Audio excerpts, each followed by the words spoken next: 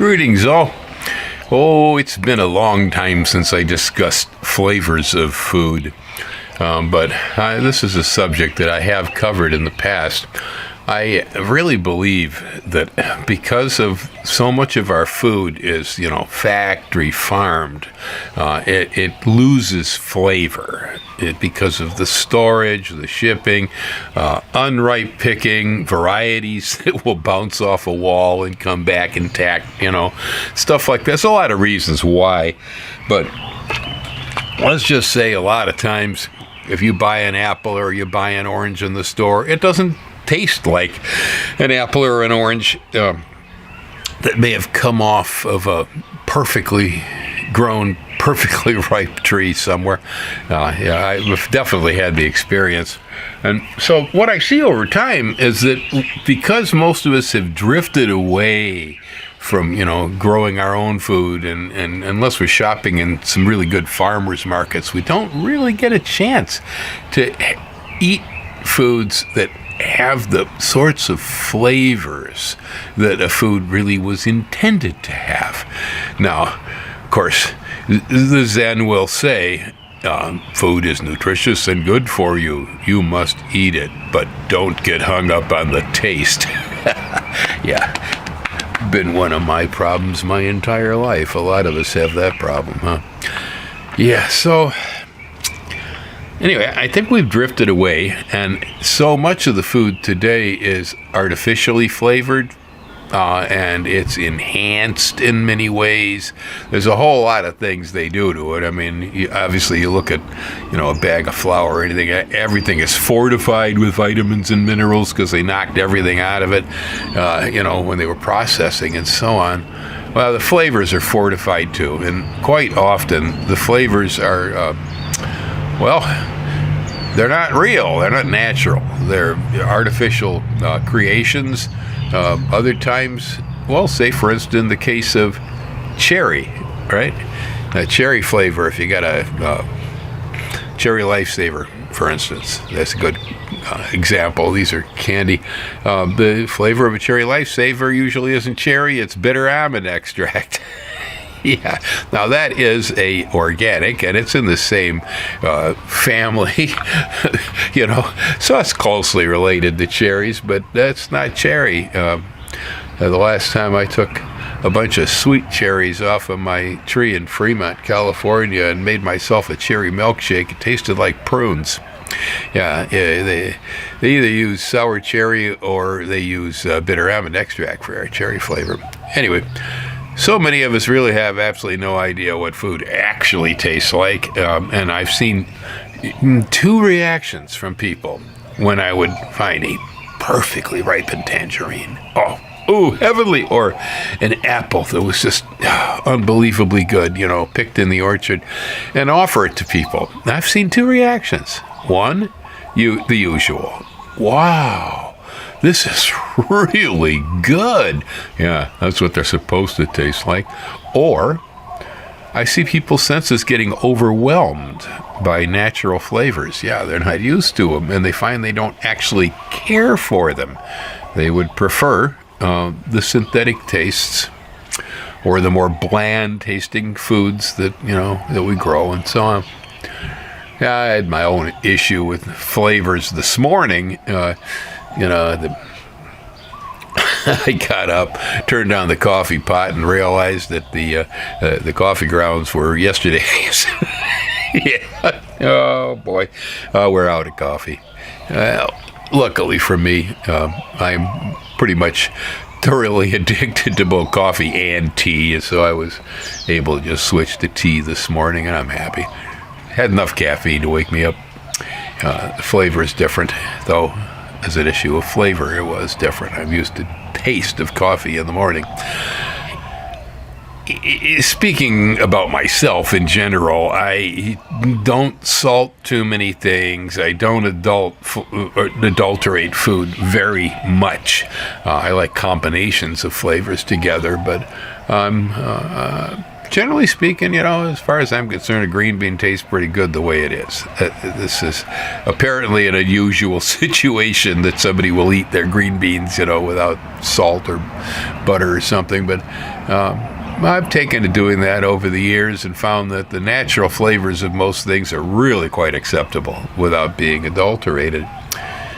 So say as food loses flavor, our corporate food production facilities are forever trying to come up with some way to entice more people to eat more of that ultra-processed junk. I mean, I remember when my first falling out with corporate American food production. Well, I was a very young child, and Kellogg's Rice Krispies, yes. If anybody who's old enough to remember way back in the 1950s, the back of the box had a submarine and some scuba divers. Yeah, and I suppose you were supposed to pack baking soda into some hole in these things, and they were supposed to float around and bubble and do this and that. And boy, I think it took several boxes of the cereal to actually acquire the full collection. But I bug my mother. I got to have them diapers. I want them diapers, Mom. Yeah, so yeah, sure, okay. So, well, they were very disappointing. They did not operate the way Kellogg claimed, and the kid, I was let down. And I said, this corporate stuff is it's not that great. I got pulled in on a number of other things as they advertised. Instead of hot dog buns, they had wiener wagons. I remember that one last night, convincing my aunt in Indiana when she was cooking hot dogs over a barbecue that she was going to put them in wiener wagons because that was hot on the TV commercials at the moment. As a boy, yeah. But I gradually moved away from it and realized that it's bogus, there's nothing there. They just keep trying to throw this new stuff at you, get you excited, Well, as time goes on, I think originally, I remember maybe it was some Kellogg cereal coming with freeze-dried strawberries, okay? Yeah, the freeze-dried pieces of fruit in corporate cereals were a thing that started up in a while back in 1960s sometime, maybe, freeze drying. Oh, that was a big deal, Well, here we've added at least a natural product to the food. We processed the dickens out of it by pulling all the water out, but it was a natural product. But as time moves forward, I like to compare the evolution of American food flavors to the evolution of the American automobile. You go way back to the very beginning, Henry Ford and the quadricycle. Well, these horse buggies. These were buggies. Yeah, they put a motor in them, right? And they put a steering gear, hopefully a brake. But they were buggies. Well, eventually they started to build automobiles, particularly during the 1930s, where the designers began to celebrate the curves and the shapes of nature. I mean, the headlight bodies in 1930s autos were often shaped like an acorn, or like a woman's breast. The curves of the fenders and everything, and the grills, sometimes the designs were even almost erotic. Really, if you look at them hard and think sexual thoughts, you will notice that those cars celebrated the organic forms on the planet. But it was after World War II that we entered the jet age and the space age and so on. And all of a sudden, the automobiles started celebrating rocket ships and jet aircraft. Yeah, they no longer celebrated nature anymore. Now we had this relationship where our technology was celebrating our technology and the design of automobiles. Now, I don't know what an automobile looks like today. I couldn't tell you, but I'll tell you what. In 1957, it looked like a rocket ship. Okay? Yeah. Well, I see the same thing happening in food. Yeah. Originally, we have flavors. And then eventually we begin adding more natural flavors into food to enhance it. But then after a while, we pretty much stopped doing that. A lot of the food that I see today, the artificial products are actually celebrating the tastes and the look of other artificial products. Yeah, I mean, here, this. Now, before I go there, I don't eat this stuff and I don't buy it. Okay, but I live with a lady who is still with the scuba divers on the Kellogg box. She's never gotten over it. New stuff comes. You got to have all the brand new types of Oreos when they come out. Okay, you know, got to have new flavors of chips when they show up and so on. And well, I mean, I don't control what she does. She buy the stuff, bring it in. I will usually give everything she brings in a small taste. This is typical, that I will taste it out of curiosity. But I mean, here. Now, I guess originally, Pepsi was a combination of, I guess, natural flavors put together. Now, they didn't taste like anything natural, but it was originally several natural flavors put together in this can. Eventually, all it did was celebrate a taste of Pepsi, which is a taste to its own. Okay, there is no natural Pepsi source. But this can, this is Pepsi Peeps flavor. That's those little marshmallow chickens on Easter. Yeah. Now, I tell you what, I can't tell you what a Peeps tastes like. I mean, mostly because I don't eat them, but I have tasted one, and I don't know what that is. Honestly, it tastes like something. Well, that's what this tastes like. It tastes like something, but it doesn't taste like anything natural that ever came on the face of the planet.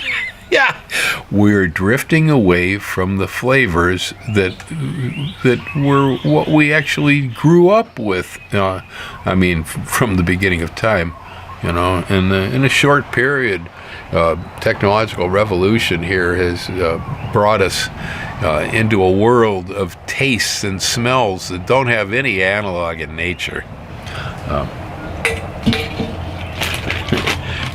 My latest. How was this stuff? Oh boy, this was yesterday. Again, I don't eat chips. I mean, I like tortilla chips, corn chips with salt on them and some salsa or guacamole on the side. I like that. And I think corn chips are fairly healthy. I mean, they're fried and there's salt and so on, but they're all right. They're made from a whole grain ordinarily, at least. Yeah, there's usually just one thing in there. Corn hominy, but otherwise I don't know. Like I've tasted some of the local potato chips they make around here. They're pretty good. Yeah, they're not bad. You know, and especially, you know, when you could see it was just a potato that had been sliced and fried, you know. But I don't eat potato chips either.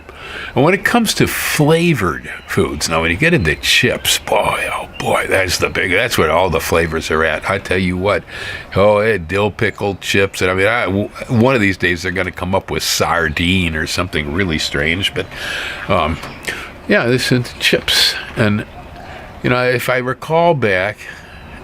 Way back in the 50s, boy, I think I remember one of the first bags of flavored potato chips. Barbecue. Yeah, it was barbecue. And that was that way for the longest time. Barbecue potato chip was pretty much the only option there. It's a flavored chip.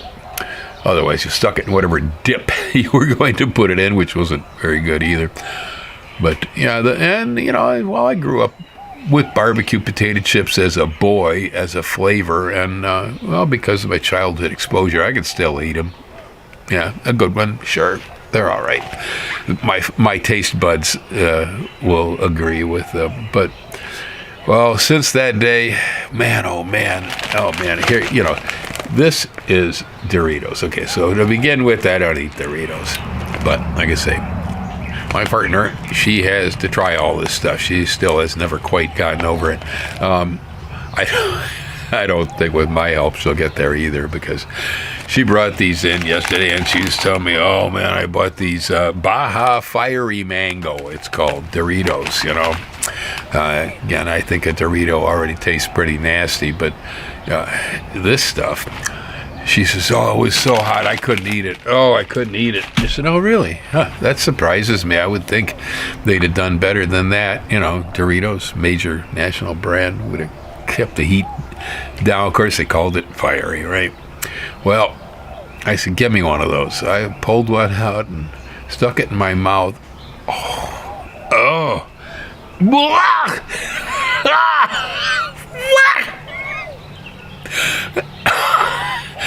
It was probably one of the worst tasting things I've stuck in my mouth in a long time. And it wasn't the heat. I mean, I'm very tolerant to chili peppers. I like them. Yeah, I eat chilies. Within reason, I eat chilies. But no, it wasn't the heat. Yeah, I could tell there must have been some heat in there. I felt a little tingle in the tongue. It was the fake mango flavor. Oh, my. Oh, God, it was atrocious. It was so bad that I actually ended up over the sink, did not swallow the chip, spit it out, and washed my mouth out with water. That's how bad that tastes. Now, the question I have is, does that taste good to someone else? Because when I got down talking about it with Ellen, I said, oh, man, that was the worst tasting crap. She says, well, it was the heat. The heat was so hot I couldn't eat them. I said, well, I didn't really notice the heat, I said. It was far overwhelming. Any heat that the chip had was this gross flavor that they dusted all over it. I really think that food is heading more and more and more into that direction, and guys like me, that pretty much the only way we'll ever eat a mango is off the tree and out of our hand. All right, I may have it with sticky rice at a Thai restaurant, but I don't do much anything to a mango when I eat it. It's just fine the way it is. I think mangoes are great. As long as you're not allergic to them, you're okay. But this does not taste like mangoes. I don't know what it tastes like, honestly. It's awful. Yeah, it's absolutely awful. I said, I don't eat flavored chips much at all, so I'm not used to it. My palate is not adapted to this. I think a lot of you have gone through the evolution of the barbecue potato chip, going on through all the other dill pickle chips and, lobster butt chips and whatever taste they got there. You may have, kind of gradually evolved an adaptation to this. I haven't. Wow. Talk about. Okay. Flavors of food. I tell you. My suggestion to y'all, leave the sugar bowl alone. Put the salt shaker aside and see what the stuff tastes like on its own. Usually most of it tastes pretty good. Okay, folks. Aloha. Hang loose.